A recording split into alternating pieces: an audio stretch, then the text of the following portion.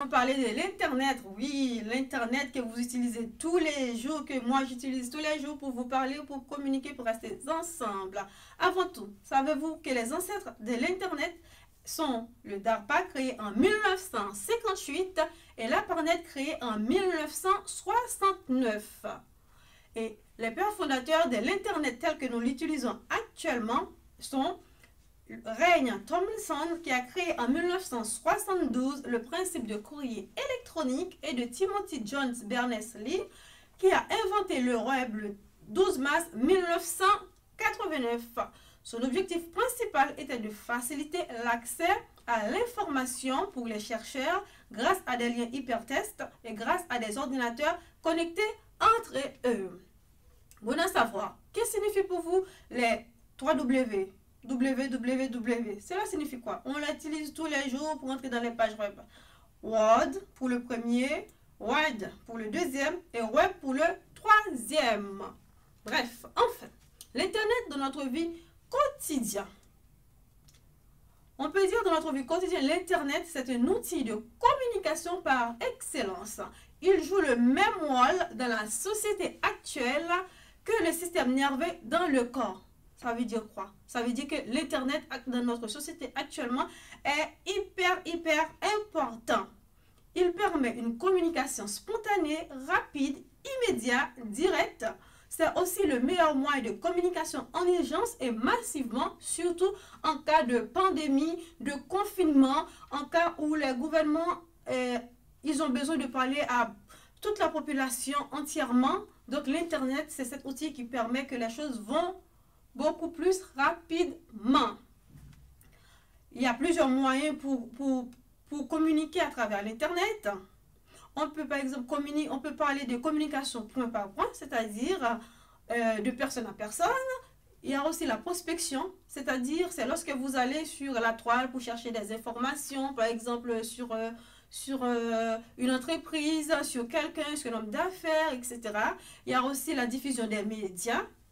Surtout dans le cas actuel, dans le cas de pandémie, on voit qu'il y a beaucoup plus de diffusion des médias que par rapport au temps normal qu'on peut dire. Aussi, il y a aussi les transactions. Et oui, il y a le commerce, vous qui utilisez l'Amazon, eBay, etc., etc. On peut acheter, vendre, échanger. Il y a aussi les transferts d'argent qu'on fait surtout nous. MoneyGram, Western Union, RIA, etc., etc. Tout cela est rapidement et facilement grâce à quoi? Grâce à l'Internet. Et aussi, on peut dire, parmi les outils, on utilise souvent, c'est les sites web. Oui, on va regarder sur les sites des commerçants, surtout nous, les femmes qui aiment beaucoup les bijoux, les vêtements. Il y a aussi des livres. Il y a aussi les vidéoconférences beaucoup plus utilisées en ce moment-là, surtout pour les hommes d'affaires qui ne peuvent plus se déplacer pour aller dans les réunions par les vidéos web, les vidéoconférences, l'intranet, il y a aussi l'extranet pour les formateurs, les blogs, YouTube aussi pour nous. On peut citer le Zoom, le e-airline et surtout les plateformes de formation à distance. Je pense qu'ils vont vraiment être très utilisés dans les temps à venir encore plus par rapport au confinement, aux pandémies. Moi, je suis certaine que ce sont des moyens qui vont être beaucoup plus utilisés dans le futur pour les formations à distance. Donc, vous qui n'avez pas d'idée, pensez comment créer une formation à distance. Je suis sûre et certaine que cela va beaucoup marcher. Les aspects positifs de l'Internet. Avant de commencer, je vous demande encore une fois de vous abonner, partager, liker. D'accord? Pour qu'on puisse rester ensemble. Les aspects positifs, en effet, on peut citer le rapprochement des individus et des pays. L'Internet, c'est vraiment un outil qui permet le rapprochement des individus. Je me rappelle, quand j'étais beaucoup plus petite ou plus jeune, pour communiquer avec les gens, surtout à l'étranger, c'était vraiment pas facile, c'était vraiment un corvée. Il faut passer par des cassettes d'enregistrement. Il faut trouver quelqu'un qui va partir à l'étranger pour donner cette cassette-là. Ou du moins, il faut prendre un rendez-vous avec la téléco. Chez nous, on appelle ça téléco, qui est responsable des moyens de communication. Il faut prendre un rendez-vous. Parfois, il y a des gens qui sortent en province pour aller dans la capitale, juste pour prendre un rendez-vous, juste pour un appel qui va durer parfois même pas une heure de temps, 30 minutes, 45 minutes. C'était vraiment difficile, mais grâce à l'Internet, et puis maintenant gratuitement grâce à WhatsApp, on parle, non seulement on peut parler avec les gens, on voit aussi ce qu'ils font.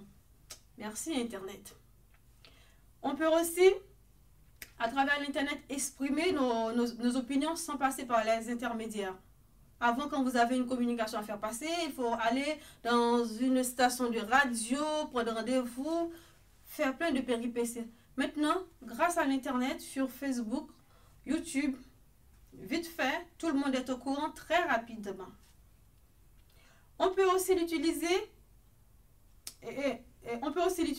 par rapport, voilà, informer les gens. Voilà, et on peut informer les gens. Et aussi, il permet aussi de communiquer, de s'informer beaucoup plus rapidement. Avant l'Internet, il faut avoir des livres ou demander et tout. Maintenant, grâce à l'Internet, on tape le sujet qu'on a besoin et puis il y a un flux d'informations sur le sujet précis. Donc, aussi, l'Internet, c'est un gagne-temps. Il évite de se déplacer. Par exemple, pour les réunions, pour les formations en ligne, même aussi pour travailler à ce qu'on appelle le télétravail. Et aussi pour les transactions, on fait ça chez nous, derrière notre bureau, tranquillement.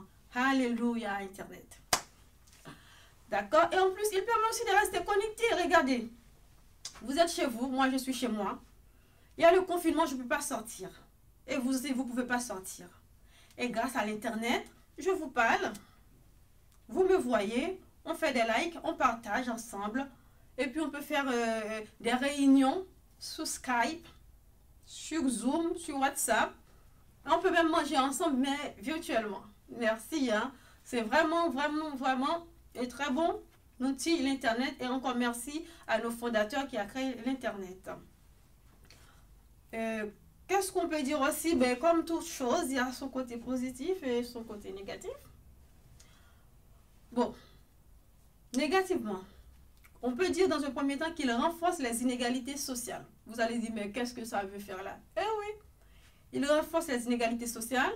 Pourquoi? Parce que les gens qui ont des moyens profitent le maximum possible de toutes les choses grâce à l'Internet, mais ceux qui n'ont pas de moyens, se sont beaucoup plus éloignés de les avantages que peuvent apporter l'Internet.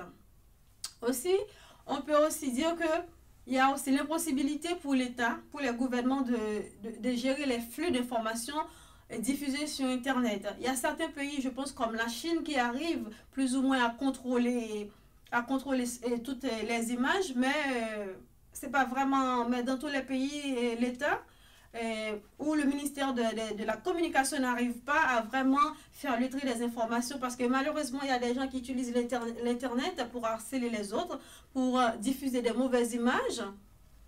Donc il faut prendre des précautions face à ça. Et aussi de nos jours on peut aussi dire que il y a malheureusement dans certaines cultures qu'on continue toujours à diaboliser l'internet. Alors que ces gens-là peuvent bien utiliser l'Internet pour développer leurs moyens de communication, pour développer leur ville, pour développer leur région. Peut-être c'est aussi une manque d'information sur l'outil, mais malheureusement, il y a encore des régions, des cultures qui n'arrivent pas trop à cerner l'outil Internet, cet outil de communication qui est autre que l'Internet. Après, ce que j'aime pas trop aussi dans l'Internet, il y a aussi les entreprises qui collectent des données sur les clients pour leur faire des offres spéciales, ciblées, sans leurs avis. Ça, ce n'est pas bon. Vous allez me dire, bon, ça a son côté positif ou négatif. Mais bon, si on demande les données, c'est bon. Mais si, lorsqu'on le fait, voilà, sans avertir le client, ce n'est pas bon. J'aime pas trop, en tous les cas. Et puis, écologiquement, on peut dire, il encourage la création de beaucoup de produits non recyclables, ce qui est néfaste pour l'environnement. Donc, voilà. Donc, comme toute chose, il y a le côté positif et le côté négatif. Mais moi, je vous demande de voir beaucoup plus le côté positif parce que sur Internet, il y a beaucoup d'opportunités, beaucoup d'opportunités sur Internet. Il faut voir le verre à moitié plein qu'à moitié vide et puis prenez les bons côtés positifs et puis pour avancer dans vos affaires. Hein. D'accord? Et bon, voilà, comme pour conclure, on va dire que dans toute chose, il y a son côté positif et son côté négatif. Donc, l'Internet en elle-même, en lui-même, c'est un outil neutre. C'est un outil neutre, c'est-à-dire qu'il ne connaît pas le bon, il ne connaît pas le mauvais. Mais c'est la question, c'est la personne qui l'utilise. Ce qu'il fait de cet outil-là, c'est ça, et la question principale à poser.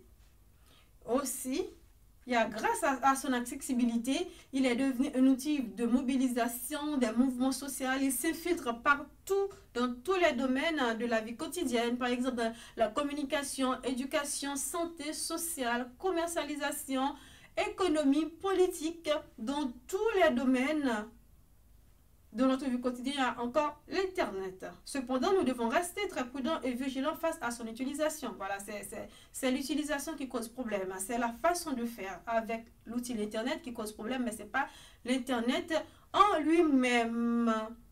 D'accord? Donc, il faut sélectionner les informations, surtout pour les parents. Aux parents, il est vraiment très important.